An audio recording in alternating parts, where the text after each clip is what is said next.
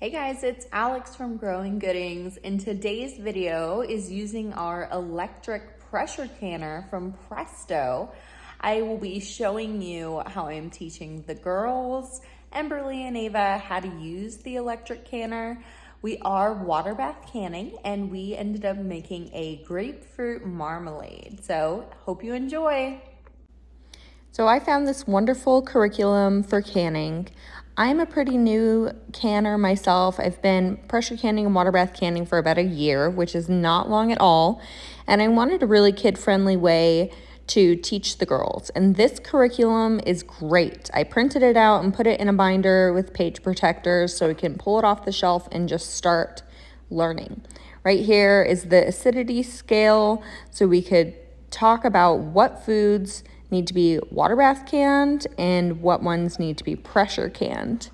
It was really great. I love the visual. I felt like Ava was able to follow along really well as well.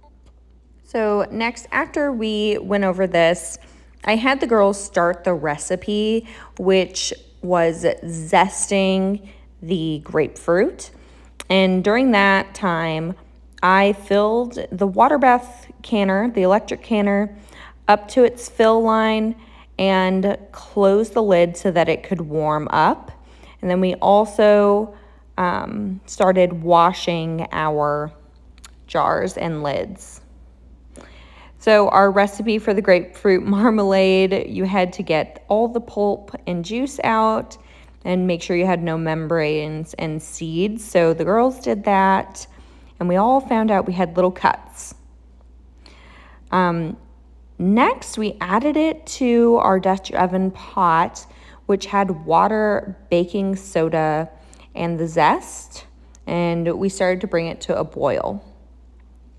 So like I said, the electric pressure canner is really great because it does pressure canning and it also does water bath canning.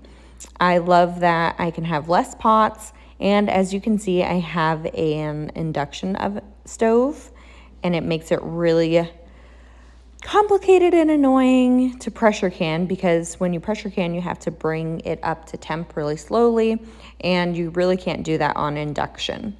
So at this time, the canner actually said that it was ready for the jars to be filled, and we were not quite ready with our recipe. So right here, we're actually getting ready to put the pectin in and the sugar in.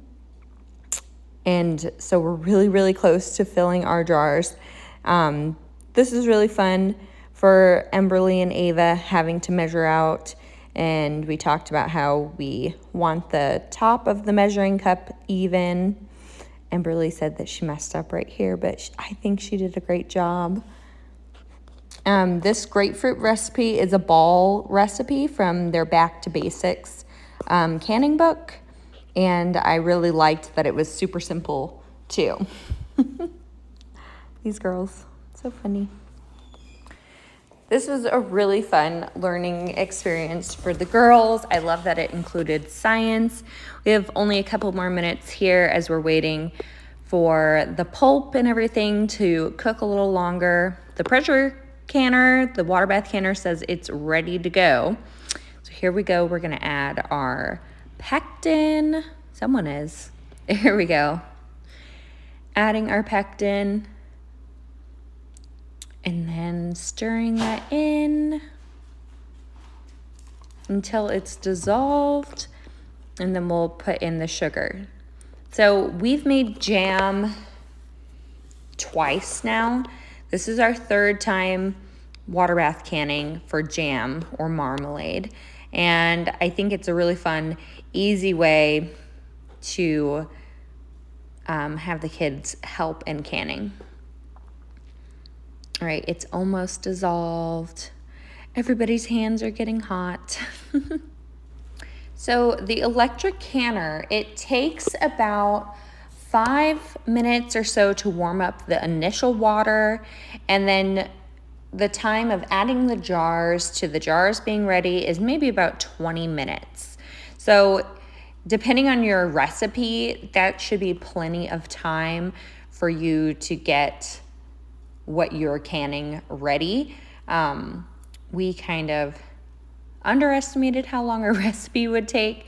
There were a lot of steps, like peeling the grapefruit was a ton of work, but we got it done. All right, we got the sugar in. We're mixing around until we get all those clumps dissolved and we have that rolling boil again. Also, did you know that electric canners are a relatively new thing? The USDA actually just recently started saying that they were safe to can because it is a newer process of how we can.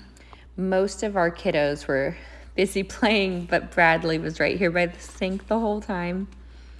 He's just a cutie. Alrighty, back to our pot. Looks like it's almost ready.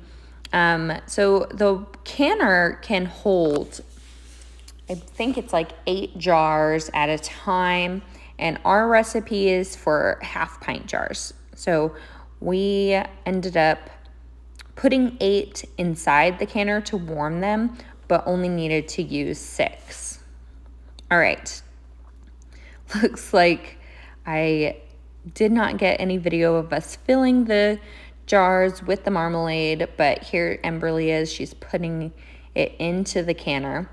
Now, when you start the canner, you fill it up to a certain fill line, and then you have to heat additional water to put in after you put your filled jars into the canner.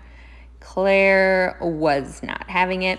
I had Matt pick up the 3 quarts of additional water here to pour in for me since I was holding Claire. It's pretty easy. You just want to make sure that it covers completely the jars by 1 to 2 inches. So I could definitely have done this if I wasn't holding a baby. So you don't need some strong man to help you with this part. But I told him to do it just a little slowly so that we're not knocking the jars around. All right, so we processed it for 15 minutes. It's 10 minutes, but with our altitude, we needed an extra 5. And then I had the girls carry the marmalade all the way into the laundry room so it was out of the way because we don't want to mess with it for about 12 hours. So Emberly did that one, and then Ava also really wanted to do it, which was a little nerve-wracking because she's 7 and the water is really, really hot.